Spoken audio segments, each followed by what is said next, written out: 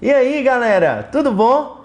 Então, estamos aqui hoje para dar mais continuidade aos seus estudos. Bom, pessoal, professor Vitor Roberto, e hoje nós vamos estar fazendo revisões de questões de clínica médica. Questões essas que pode estar aí na sua prova e que vai ajudar você a acertar, a gabaritar a sua questão, certo? Bom, pessoal, a gente sabe que em provas de concurso, mas principalmente em provas de residência, a chance de cair, a disciplina de clínica médica é muito grande, E a gente vai iniciar a nossa aula já falando de dois tópicos muito importantes, que é sobre hipertensão e diabetes. Vitor, isso daí cai em prova? Não, não cai, despenca, viu, gente? Hipertensão e diabetes, a gente tem que saber o básico do básico para a gente fazer nossas provas. É o mínimo que você, concurseiro, tem que saber. E para isso nós vamos exercitar, nós vamos praticar com questões que nós vamos resolver e discutir logo mais, ok? Além disso, durante a nossa aula, a gente também vai fazer uma breve revisão de sistema endócrino, sistema respiratório e sistema cardiovascular. Quanta coisa, né? Isso daí é para ajudar você a conseguir a sua vaga, seja em residência, seja em concurso. O nosso objetivo é o seu, que é a sua aprovação, ok? Vamos iniciar a nossa aula então? Não vamos perder mais tempo. Vamos começar então resolvendo exercícios. Vitor, eu quero ver aí o que tem aí de dicas pra gente na área de clínica médica. Então vamos lá. Olha só. A primeira questão que eu trago para vocês é a respeito de diabetes. Então ele vai estar me dizendo, a respeito das características do diabético tipo 1. Lembrando, então eu tenho 3 tipos de diabetes de acordo com o caderno de atenção básica, tá? Ah, Vitor, antes de você progredir aí com a matéria, qual o número do caderno de atenção básica de diabetes? Lembrando, isso já foi com questão de concurso, tá? De prova, inclusive do DF. Então, ele perguntava qual o número do caderno de atenção básica. Então, anota aí, caderno de atenção básica de diabetes, número 36, caderno de atenção básico de hipertensão, número 37, tá bom? Então, muito dos nossos embasamentos para responder nossas questões vão estar relacionados aos cadernos de atenção básica e às recomendações das sociedades brasileiras de diabetes e de hipertensão, ok? Então vamos para a primeira questão, olha aí na sua tela. Bom, questão do ano de 2017, a banca da Marinha, olha só. De acordo com o Ministério da Saúde, o diabetes tipo 1 é classificado como? Então lembrando, eu tenho que o diabetes mellitus, ele tem 3 tipos, o diabetes mellitus tipo 1, o diabetes mellitus tipo 2 e o diabetes gestacional, no caso das gestantes. Então ele quer saber sobre as características do diabético tipo 1. Então ele provavelmente quer, ele falou é classificado como? Ele quer a alternativa correta. Então olha só, letra A, distribuição parcial de células alfa, levando a deficiência parcial da produção de insulina. Então, na letra A, ele está falando que o diabetes tipo 1 é classificado devido a uma destruição parcial da célula alfa. Bom, pessoal, lá no pâncreas, nós temos, então, as ilhotas pancreáticas, e essas ilhotas pancreáticas vão produzir 3 tipos principais de célula: alfa, beta e delta. Alfa, gama e delta. O que acontece? Cada uma dessas células, pessoal, vai ser responsável pela produção de um hormônio. E a gente não pode fazer confusão disso, porque é isso que ele fez aí na nossa questão. Ele está falando que o diabetes tipo 1 é a destruição parcial da célula alfa. Bom, diabetes é um problema, Aí a gente tem o diabetes tipo 1, que é uma deficiência parcial ou completa da insulina, que não consegue retirar o açúcar do sangue e depositar nos tecidos, ou uma resistência insulínica, ou seja, a quantidade de insulina que eu tenho não consegue realizar o seu serviço adequadamente. Aí é o diabético mellitus tipo 2. Tanto o diabetes mellitus tipo 1 ou tipo 2, a gente vai ter então como responsável uma destruição, uma resistência de células beta. Por que beta? É a célula beta que é responsável pela produção de insulina. Então, olha só, a célula alfa, pessoal, ela produz o glucagon, que faz o inverso. O glucagon é responsável por aumentar os níveis de glicose no sangue. Então, quando eu tenho casos com baixa quantidade de glicose, ele retira a minha reserva dos tecidos, dos músculos e manda para o sangue. Ao contrário da insulina, que retira o açúcar no sangue e faz o depósito nos tecidos. Tá? Então, aí na sua tela, ilhotas pancreáticas, alfa, o glucagon, e beta é quem produz a insulina. E a beta, professor? A beta, ela produz a somatostatina, que está aí relacionado, né, muito com o trabalho digestivo. Então, a letra A, destruição parcial da célula alfa, tá? Errado. É destruição das células beta. Letra B, hiperglicemia diagnosticada na gravidez, geralmente sanada após o parto. Bom, isso daí é diabetes gestacional e não diabetes mellitus tipo 1. Por isso também está falso.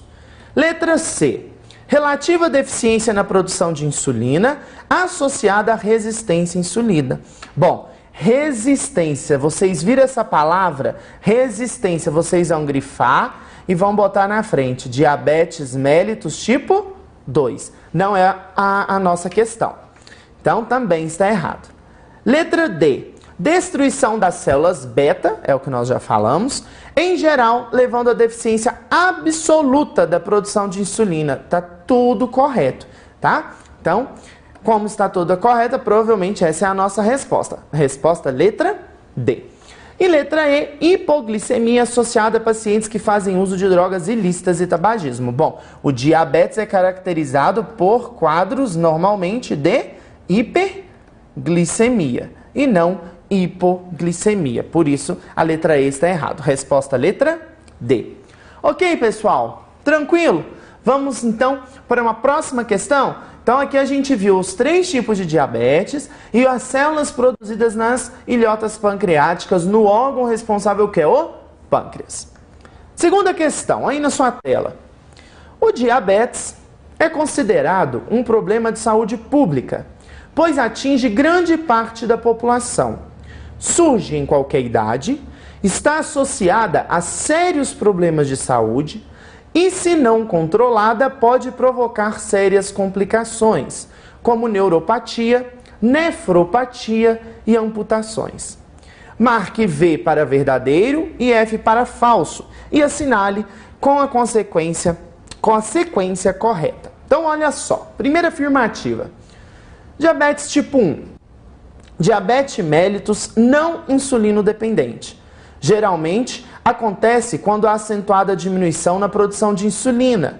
Tem origem em fatores genéticos e ambientais. Ocorre com mais frequência em adultos com mais de 40 anos e obesos. Bom, pessoal, essa afirmativa é falsa. Então, olha só. Se a gente puder, ou melhor, se a gente for fazer um quadro comparativo do diabetes tipo 1 e do diabetes tipo 2. Quanto à sua incidência, normalmente o diabetes tipo 1 incide em crianças e adolescentes. E é de origem, na maioria das vezes, de fator de origem genética, devido principalmente a antecedentes familiares. Já o diabetes tipo 2, que é aquele diabetes resistência à insulina, ele é acometido principalmente em adultos e idosos e, normalmente, ele não é insulino dependente, ou seja, não há necessidade da insulina, tá? Então, a nossa questão, ela está falando aí, ó, na verdade, da diabetes tipo 2 e não do diabetes tipo 1. Segundo, tipo 2, diabetes mellitus insulino dependente. Bom, a gente já falou, diabetes mellitus insulino dependente é o diabetes mellitus tipo 1, já tá? Falso. Ocorre quando a produção de insulina é diminuída. Tem como origem um forte componente genético evidenciado padrão familiar. É comum em crianças, jovens e adultos jovens. Bom, o que ele fez? Ele inverteu. A primeira afirmativa são características do diabético tipo 2 e na segunda afirmativa são características do diabético tipo 1. Próximo, diabetes gestacional. As mudanças hormonais ocorridas no organismo da mulher durante a gravidez causam uma diminuição da tolerância à glicose, sobretudo se ela tem mais de 30 anos, se tem parentes próximos com diabetes, se já teve abortos espontâneos ou natimortos, e se já teve filhos pesando mais de 4 quilos ao nascer, se é obesa ou se amamentou ou se aumentou muito de peso durante a gestação. Todas essas afirmativas estão corretas. Elas dizem respeito a diabetes gestacional. Então, o nosso gabarito, letra B. Bom, pessoal, antes da gente passar para a próxima questão, é muito interessante que a gente tenha em mente os 4 principais sinais clínicos da diabetes, que são os 4 P's. Isso daí, concurseiro que é concurseiro, tem que ter isso na cabeça, não pode ter nenhuma dúvida de quais são esses 4 P's. Então, olha só, a gente tem poliúria, que é o aumento na produção da urina. Então, o paciente, né, como tem um aumento da produção da urina, ele acaba também, né, tendo maior quantidade de micções. Polidipsia, que é sede excessiva, o paciente tende a tomar pequenos goles de água várias vezes ao dia. Perda inexplicada de peso. E por último, polifagia, que é um aumento do apetite. Né? Então, esses 4 P's, poliúria, polidipsia, polifagia e perda de peso, fazem uma característica clínica do meu diabético, ok? Bom, próxima questão. Métodos que avaliam a frequência e a magnitude da hiperglicemia são essenciais no acompanhamento do diabetes mellitus, visando ajustes no tratamento. O valor de referência da glicemia depende do estado de jejum. Então, vamos já grifar isso daqui. Isso depende do estado de jejum. Nesse contexto, a coleta de sangue para medir a glicemia capilar, então olha só, a coleta de sangue para medir a glicemia capilar pode ser feita em paciente adulto com sintomas clássicos de hiperglicemia e em pacientes com crise hiperglicêmica que não tenham feito jejum prévio. Também pode ser feito teste glicêmico ao acaso, aleatório. Nesses casos, de acordo com a Sociedade Brasileira de Diabetes, para que se configure a hiperglicemia, o valor da glicemia capilar deverá ser de: letra A, superior ou igual a 140, B, de 70 a 160, C, de 70 a 100 e D, superior ou igual a 200. Bom, pessoal, primeira coisa, para o diagnóstico. Existe 3 tipos de teste, ou melhor, 4 tipos de teste que vão poder ser realizados para a gente avaliar se tem a diabetes. Então, eu tenho o teste de glicemia casual, é desse jeito que ele traz no caderno de atenção básico. O que é esse glicemia casual? É a glicemia capilar que a gente faz com os aparelhinhos, né? Com as fitas de glicemia, vendo através da glicemia capilar da região periférica, principalmente dos dedos. Então, essa é a glicemia que eles chamam de glicemia casual.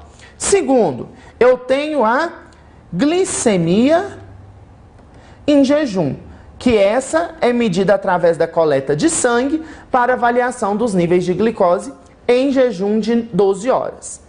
Eu tenho também o teste de tolerância à glicose. 75 gramas em 2 horas. Esse teste a pessoa vai fazer antes e após uma ingestão de glicose, né, no organismo. E por último, nós temos a hemoglobina glicada, também conhecido como HbA1c ou apenas como A1c. Então, pessoal, olha aqui. Eu tenho esses 4 tipos, né, de exames para me auxiliar no diagnóstico do diabetes. A minha questão está falando a respeito da glicemia capilar. A glicemia capilar é a glicemia casual. quando que eu vou, de acordo com o caderno de atenção e de acordo com a Sociedade Brasileira de Diabetes, considerar que o meu paciente está com hiperglicemia ou um suposto diagnóstico de diabetes, medindo apenas pela glicemia capilar? Olha aí, quando eu tiver valores maiores ou igual a 200 miligramas por decilitro. Então, resposta letra D.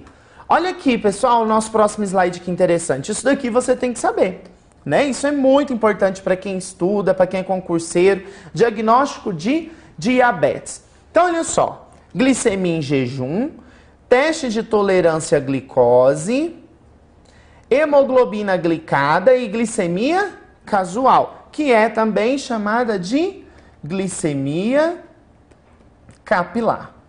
Bom, vamos lá. Quando que vai ser considerado normal na glicemia em jejum? Menor de 110.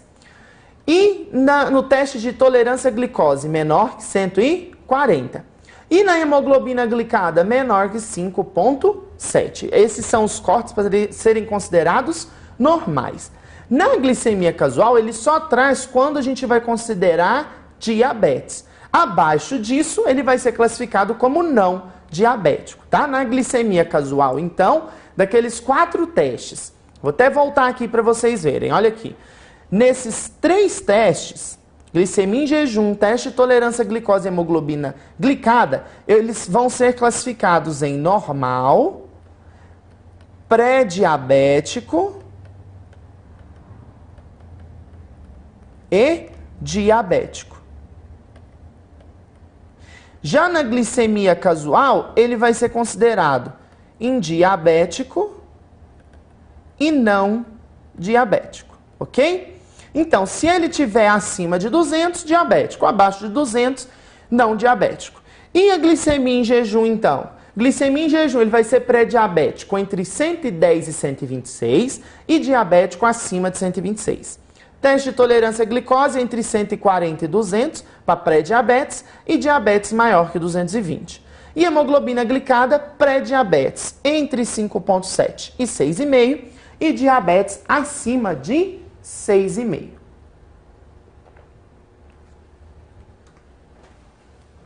Bom, importante essa nota, olha só. A positividade de qualquer um dos parâmetros diagnósticos descritos confirma o diagnóstico de diabetes. Na ausência de hiperglicemia comprovada, os resultados devem ser confirmados com a repetição dos testes, exceto no teste de tolerância à glicose e na hiperglicemia comprovada. A positividade de qualquer um dos parâmetros diagnósticos descrito confirma o diagnóstico também de pré-diabetes. O pré-diabetes é uma condição clínica que encaixa-se modernamente sob o título de categorias de risco, aumentado de diabetes e engloba as condições anteriormente denominadas, glicemia jejum alterada e tolerância diminuída à glicose. Então, pessoal, antes da gente passar para a próxima questão, qualquer um desses testes que der dentro dos valores dos recomendados já é suficiente para o fechamento do diagnóstico, ok? Próxima questão, se não me engano, nossa última questão sobre diabetes. A hipoglicemia e a hiperglicemia no adulto são alterações metabólicas que possuem características distintas. Identifique abaixo as afirmativas verdadeiras e as falsas em relação ao assunto. Hipoglicemia é a diminuição dos níveis glicêmicos para valores abaixo de 70 mg por decilitro. Mas os sintomas clínicos usualmente ocorrem quando a glicose plasmática é menor que 60 a 50. Verdadeiro. Bom, esse é o conceito de hipoglicemia de acordo com o caderno de atenção básica. Hipoglicemia é aquele quadro onde eu tenho valores menores que 70, tá? Valor menor que 70 já é uma hipoglicemia. Só que normalmente os sintomas tendem a aparecer quando eu tenho valores de 60 a 50, tá? Normalmente 68, 70, às vezes o paciente não apresenta sintomas clássicos, tá? É isso que ele está me dizendo e isso é correto. Segunda afirmativa: fome, tontura, fraqueza, dor de cabeça, confusão, coma e convulsão são sintomas neuroglicopênicos da hiperglicemia. Professor, tá tudo certo? Não, tá errado.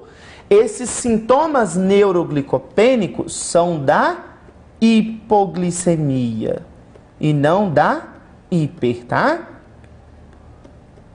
Lembrando, a hipoglicemia, ela tem dois tipos de sintomas. Sintomas neuroglicopênicos, que são todos esses: fome, tontura, fraqueza, dor de cabeça, confusão, coma e convulsão. E também sintomas relacionados ao sistema simpático, tá? Quais são esses sintomas? Exemplo: sudorese, taquicardia, tremores. Então, a hipoglicemia, pessoal, tem dois tipos de sintomas: os sintomas neuroglicopênicos e os sintomas relacionados à ativação simpática, tá? Então, o que está errado na nossa questão é que ela afirma que isso são quadros da hiperglicemia. E isso é falso, é da hipoglicemia. Olha aí a questão agora. A queda da glicemia leva a manifestações de liberação do sistema simpático, como sudorese, taquicardia, apreensão e tremor. Ótimo, é o que nós acabamos de falar, está correto. Quarto, a hiperglicemia pode ser causada pelo excesso de alimentação, carência de exercícios físicos ou estresse motivado por uma doença. Correto, né? Então, tudo isso, excesso de alimentação, carência de exercício físico, ou seja, sedentarismo, estresse, são causas de quadro hiperglicêmico. E último, a hipoglicemia matinal pode ser decorrente do chamado fenômeno do alvorecer, em que hormônios contrarreguladores da madrugada reduzem a liberação de glicose. Bom, isso daqui está falso. Realmente existe o fenômeno do alvorecer, que é uma hipoglicemia matinal, só que devido ao quê? Hormônios contrarreguladores que aumentam a liberação de glicose, tá? Então, realmente, existe essa questão do efeito do alvorecer, mas os hormônios contrarreguladores, eles não reduzem a liberação de glicose. Por isso, resposta letra C. Bom, pessoal, só para a gente ver aqui uma pequena revisão, o diabetes é quando o meu paciente apresenta uma descompensação. Essa descompensação pode ser aguda ou crônica. A descompensação aguda pode ser através de hiperglicemia, quando os valores atingem valores maiores que 250 mg por decilitro, ou hipoglicemia menor que 70. E as complicações crônicas, elas podem ser macrovasculares ou microvasculares. Quanto à hiperglicemia, eu posso ter duas complicações hiperglicêmicas, a cetoacidose e a síndrome hiperosmolar. Lembrando que a cetoacidose é mais comum no diabético tipo 1 e a síndrome hiperosmolar mais comum no diabético tipo 2. Complicações microvasculares, então, eu tenho a retinopatia diabética, a nefropatia e neuropatia diabética. Bom, próxima questão. O pé diabético é uma das mais frequentes complicações do diabetes mellitus. Desta forma, torna-se imprescindível o exame periódico dos pés, a fim de propiciar a identificação precoce e o tratamento oportuno das alterações encontradas, possibilitando assim a prevenção de um número expressivo de complicações do pé diabético. Uma das estratégias utilizadas também para este fim é a promoção do autocuidado. Acerca das orientações para o autocuidado do pé diabético, assinale as afirmativas a seguir. Bom, pessoal, a gente sabe que o caderno de atenção básica é enorme, né? Contém muitas informações. Mas a gente traz aqui aquilo que tem mais caído nas provas. Então, a questão do diagnóstico, dos valores diagnóstico e das características e o cuidado com o pé diabético. Isso daí é muito tem uma chance muito boa de ser cobrada aí na sua prova. Por isso, a gente está fazendo essa revisão, reforçando essas informações. Então, quanto ao autocuidado do pé diabético, vamos ver nossa questão. Analise as afirmativas a seguir. Exercite-se regularmente. Correto. Isso é, né, uma orientação de autocuidado ao pé diabético, manter uma circulação, exercitar-se regularmente. 2. As unhas devem estar lixadas até o limite dos dedos e suas bordas devem estar retas. Retas. Verdadeiro. Tá? Então, as unhas têm que ter um corte reto, certo? E devem ser lixadas até o limite dos dedos, não deve ultrapassar esse limite. 3. Aplique compressas quentes diariamente nos pés para estimular a circulação. Compressa quente em pé diabético, pessoal? Não. Isso daqui leva a queimaduras, principalmente o paciente que tem a neuropatia diabética e não sabe. 4. Após lavagem das mãos, seque-os, após a lavagem dos pés, seque-os, deixando levemente úmido entre os dedos para evitar rachaduras. Falso. Tem que deixar entre os dedos úmidos? Não. Tem que deixar seco, tá? Tem que secar bastante após a lavagem dos pés. E último, esteja atento ao aparecimento de calos e sempre que aparecer, use algum agente químico para remover, evitando objetos pontiagudos. Falso. Sempre que aparecer, não usa nada. Procura um profissional de saúde. Então, resposta letra A. Apenas 1 e 2 estão corretas. Bom, quanto à categoria de risco, pessoal, tem como a gente avaliar o risco do paciente, né, quanto ao desenvolvimento do pé diabético, tá? Então, olha aí na sua tela. A categoria de risco para complicação, ela é dividida em risco grau 0, grau 1, grau 2 e grau 3. Quando que o paciente tem um risco grau 0? Quando ele não tem perda da sensibilidade protetora e quando ele não tem perda de doença arterial periférica, tá? Então, ele não tem neuropatia e ele não tem doença arterial periférica. Aí, ele é considerado categoria de risco grau 0. Se o paciente tiver perda da sensibilidade protetora, ou seja, neuropatia com ou sem deformidade, ele vai ser categoria de risco grau 1. Se ele tiver perda, ou tiver uma doença arterial periférica, ele vai ser grau 3. E paciente com histórico de úlcera ou amputação, a categoria de risco é grau 3. Como é que é o acompanhamento? Paciente grau 0, o acompanhamento é anual. Paciente grau 1, de 3 a 6 meses na atenção básica, com médico ou enfermeiro. Grau 2, de 2 a 3 meses na atenção básica com médico ou enfermeiro, vendo a possibilidade, a necessidade de encaminhar ao especialista. E o paciente de risco grau 3, o acompanhamento é de 1 a 2 meses na atenção básica ou com o especialista.